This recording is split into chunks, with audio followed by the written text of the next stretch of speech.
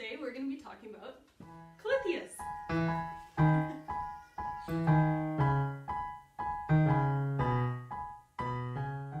Let's start with the plants I have first. This guy here is a Calathea medallion. He's really pretty. He's got a lot of variegation in the leaf, and then at the back of him is bright purple. With all calatheas, they will fold up at night and they'll lower down during the day. During the day, if you see that they're starting to curl, that means that they're getting too much sun and they're trying to protect themselves. So it's like pulling a blanket over your head if you're in a hot sunny day. So if you see that they're starting to curl in on themselves, move them away from the window. Give them a drink and let them be. Oh, really? Here I've got my rattlesnake Calathea. He's really cool. He's got kind of bumpy leaves. And same thing, he's got black on the, or purple on the bottom. This is my Calathea Freddy. He's one of my favorites.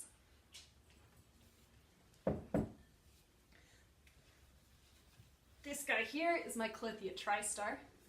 He's got beautiful pink leaves, and the back is bright pink as well. Really cool plant. And this big guy here is the golden mosaic. There are 100+ different species of Calathea, so you do have a really big range of colors and shapes that you can pick up. Hi, Addie. Baby's coming to say hi. Hi, do you like the plants? Do you like the plants? Yeah. So the first useful thing to know is that these guys come from the tropical Americas. So they're used to humid, and they generally are ground cover, so they've got shade from the trees, protecting them from the direct sunlight. The backs of these leaves, as you can see, most of them are dark in color. This here is purple. This guy here's got some pink to the back. And so what that does is it reflects the sun back into the leaf, so then they can photosynthesize. So because of that, if you put them in direct sunlight, they're going to burn. They're going to get crispy, and they're going to die on you. So you want to make sure that they are in bright, indirect light. Think if you're outside looking in at a house, it generally looks dark. Your brightest corner in a house is going to still be darker than the shadiest spot outside. So you want these guys in bright area, but not with direct sun coming in. So don't put them in your west window where they're going to get a whole bunch of sun beating in on them because they will go crispy. But if you put them in a dark corner, they're not going to grow and they're going to eventually die. Unlike other plants, when their variegation starts to become dull, it actually means that they are getting too much sun. If you notice that they're really dull, move them a little bit away from the window. Humidity is also really important for these plants. Lots of them will do well if you put the pebble tray underneath them. So just fill a tray with rocks. Make sure that it's not touching the soil though. If you have a pot with drainage holes in it, you want to make sure to put something underneath it, between it and the pebble tray. Can I have this? Thanks. The roots like to be in well-draining soil. They don't like to sit in water, so even though you need to keep on top of the watering, you also need to make sure that that water is coming out. So when I water mine, I generally take them into the bathtub, give them a good shower down. These leaves capture a lot of dust, and then it makes them not be able to photosynthesize as well. But I do that maybe once a month. The rest of the time, I will pour the water in until it comes out the bottom. Once it comes out the bottom, let it sit for a minute or two. This will let the roots absorb it up even more. Bailey, are you being annoying? Come here. You being annoying. So let it sit for a good 2 minutes, 3 minutes. Let those roots absorb the extra water. Hey buddy, you want to be in the video? Yeah. Once they've absorbed that extra water, you want to take that tray and dump it out. Oh. These calatheas don't like to be dry. So make sure to water them once the first inch of the soil gets dry. You can check that by putting your finger in. And so this guy comes out pretty clean. So we're going to give him a water as well. It's important to make sure that these pots that you put them in have holes in the bottom so that then the water can come out.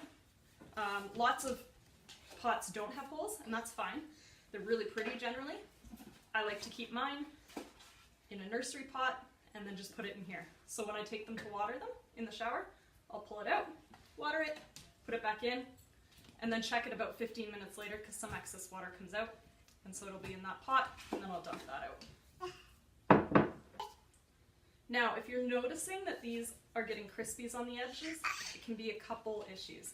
It can be underwatering, it can be overwatering, it can be not enough sunlight, and it can be a low humidity issue. If you notice that the leaves are starting to not look as bright and vibrant, that's going to be too much light. So then you want to move it a little bit further away from the window.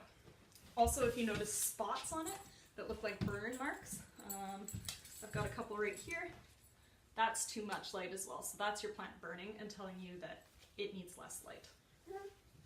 If just the edges are going crispy, like this guy here, you can take scissors and cut off that gross bit, but don't cut into the fresh leaves, so only cut the dead part, otherwise you're going to have it just keep going back.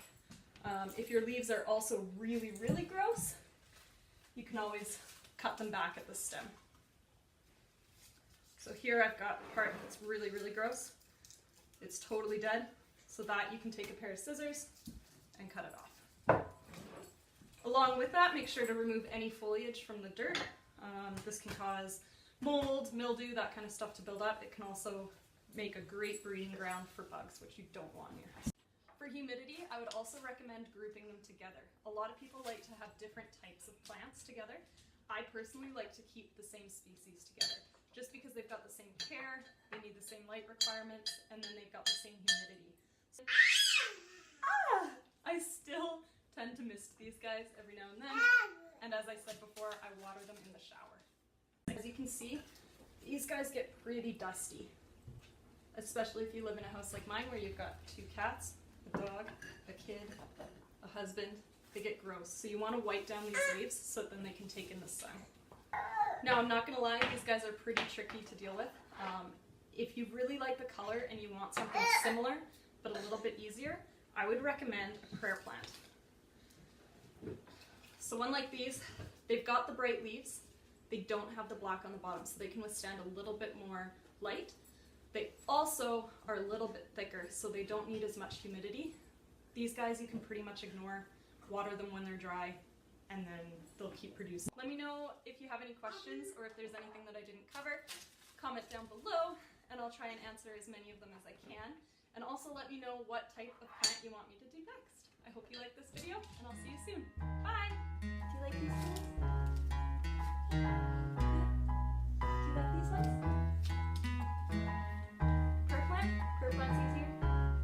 Yeah, prayer plant's easier for you to take care of, right? I know. These ones mommy takes care of, right? These ones are easier for these. Yeah, and new plant people. Okay, not just like these. Yeah, they can take care of it.